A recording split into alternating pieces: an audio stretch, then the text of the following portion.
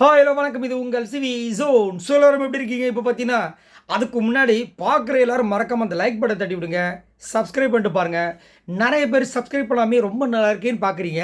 இந்த நல்லா இருக்குன்னு பார்க்கும்போது கொஞ்சம் லைக்கை தட்டி விட்டுட்டு சப்ஸ்கிரைப் பண்ணிட்டீங்கன்னா நம்மளோட சேனலும் ஓரளவுக்கு ஜிங்கின்னு மேலே போகுமா இல்லையா? ஸோ மறக்காம அதை பண்ணுங்கள். ஸோ இப்போ பார்த்தீங்கன்னா லைவில் வந்துட்டு ஒரு சூப்பரான ஒரு சம்பவத்தை நம்ம பிக் பாஸ் கொடுத்துருக்காரு.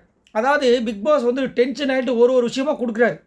ஏன் டென்ஷன் ஆகிறாருன்னா, ஏன்டா ஏதாவது பண்ணி தொலைங்களாண்டா, தாங்க முடியலடா, தரையை தொடடா, கீழே தொடரான்ற மாதிரி போயிட்டுருக்குது. அதுவும் செவுத்தை தொடரான்னா அவர் பண்ணுற மாதிரியே சிவகுமார் பண்ணுற மாதிரியே, சிவகுமாரோட சன் அவங்க பண்ணுற மாதிரியே சூர்யா பண்ணுவார் பாருங்க. அந்த மாதிரி பார்த்து செவுத்துக்கு வலிக்க போகுது அந்த மாதிரி வந்து பண்ணிகிட்ருக்காங்க. நல்லா தொடங்கலாம் அப்படின்ற மாதிரி இருந்துச்சு. அப்புறம் பார்த்தாரு, இப்போ ஒரு சூப்பரான ஒரு டாஸ்க் கொடுத்துருக்காரு. என்ன டாஸ்க் அப்படின்னா கடிகாரம் டாஸ்க்.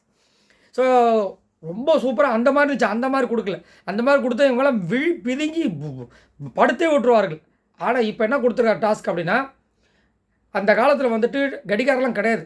அவங்க வந்துட்டு அந்த டைமை கால்குலேட் பண்ணுறது நிறைய யுத்திகளை வந்துட்டு கையாண்டாங்க. ஸோ இப்போ நீங்கள் என்ன பண்ண போகிறீங்கன்னா, அதே மாதிரி நான் கேட்கும்போது 1 மணி அந்த டைமை 3 மணி 5 மணி 7 மணி அந்த மாதிரி நீங்கள் சொல்ல போகிறீங்க. ஸோ அதை கரெக்டாக யார் சொல்ல போகிறாங்களோ அவங்களுக்கு தான் வந்துட்டு பாயிண்ட்ன்ற மாதிரி ஒரு சூப்பரான ஒரு டாஸ்க்கை கொடுத்துருக்கார். ஸோ இதில் யார் வின் பண்ண போகிறாங்க, யார் டைமை வந்து கரெக்டாக கணிக்க போகிறாங்கன்றது ஒரு பெரிய இதுவாக இருக்குது. ஸோ இதுக்கு வந்து நம்ம முத்துக்குமார் ஏதாவது ஒரு ஸ்ட்ராட்டஜி சொல்லுவார்னு நான் நம்புகிறேன். ஆனால் எல்லாருமே ஷாக் ஆகிட்டாங்க. அதுவும் நம்ம ரஞ்சித் ஷாக் ஆகிறார். எனக்கு யோசிக்கிறேன், ஏன் ரஞ்சித் அவர்கள் ஷாக் ஆகிறார்கள்?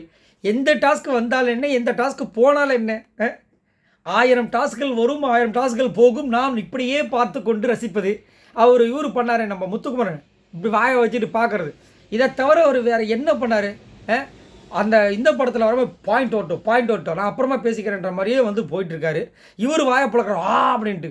ஐயோ கடவுளே. அதே மாதிரி இது கூட அந்த மாதிரி தான் பண்ணார். அப்படி ஷாக் ஆனார். அந்த ஸ்வாப்பிங், எதுக்கு ஸ்வாப்பிங்க்கு இவர் ஷாக் ஆனார்? இவர் என்ன பண்ண போகிறாரு? நீங்கள் பிடுங்கியது போகாமே தேவையில்லாத ஆணைகள் தான் அப்படின்ற மாதிரி தான் இருக்குது. சரி, இந்த டாஸ்க்லேயாவது இவங்க இன்ட்ரெஸ்ட்டாக வந்துட்டு பிக் பாஸ் கேட்குற கொஷின் கரெக்டாக ஆன்சர் பண்ண போகிறாங்களான்றது ஒரு பெரிய எதிர்பார்ப்பாக இருக்குது.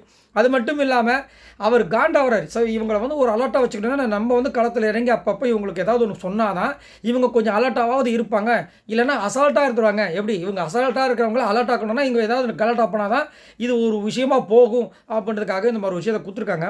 நீங்கள் சொல்லுங்கள், உண்மையிலேயே வந்து இந்த பிக் பாஸ் 8 இருக்கிற கண்டஸ்டன்ஸ் எல்லாமே வந்துட்டு அந்த கேமை சுவாரஸ்யப்படுத்துகிறாங்களோ இல்லையோ, அவங்களுக்கு இருக்கிற ஈகோவை வந்து ரொம்ப சுவாரஸ்யப்படுத்தி உன்னை விட நான் தான் சிறந்தவன் இப்படி தான் போகிறாங்க. சரி, அதை கேரக்டரில் காமிக்கிறானா அதுவும் பண்ண மாட்டாங்க. சரி, உங்களோட கருத்துக்களை சொல்லுங்கள். பாய் நண்பர்களே.